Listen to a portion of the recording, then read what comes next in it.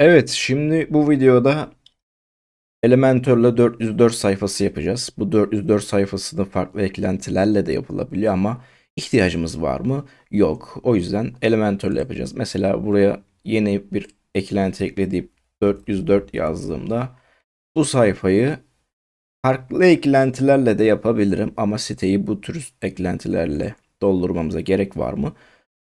Var diyorsan çık. Yok. Elementor Pro ile bunu yapabileceğiz. Şu an Elementor Pro yüklü ve şablonlar kısmından tema yapıcı alanına geliyorum. En altta bulunan 404 seçeneğini seçip yeni bir şablon oluşturmaya başlayalım. Yeni ekle dedim ve Elementor arayüzüm gelecek. Burayı kapattım.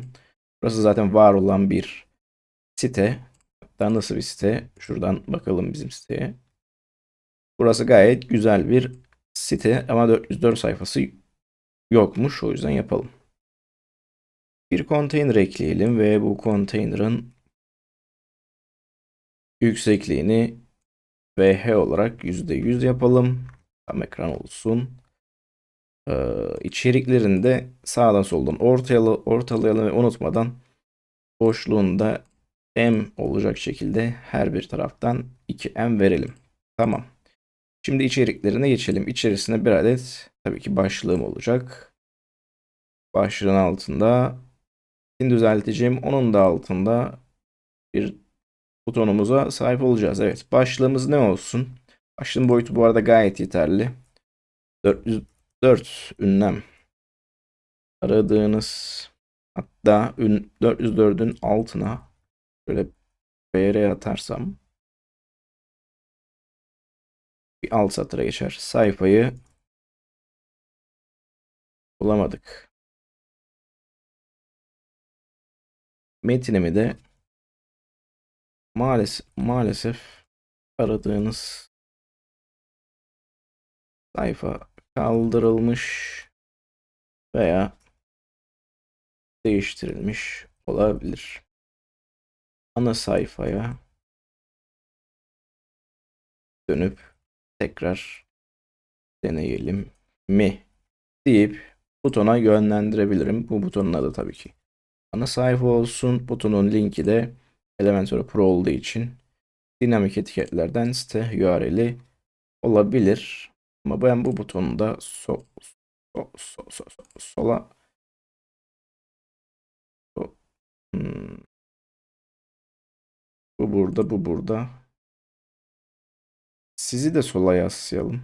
O zaman ortada kalsın. Ama ortada kalsın. Buton ortada kalsın. Butonumuz ortada kalsın. Ana sayfaya yönlendiriyorum. Bunun diğer uyumluluk ayarlarına da bakalım. Okey, laptop okey. Bu ne? Tablet de okey. Mobilde de bu şekilde olacak ama mobilde bu sefer bunu sola yaslayabilirim. Ve bu şablonu kaydedelim ve zaten direkt bana koşul olarak 404 sayfası olarak ayarlı bir şekilde geliyor. Sadece kaydedip çıkıyorum ve buradan WordPress'e çıkış yapıyorum. Bir tur deneme atalım. Ana sayfaya geldim.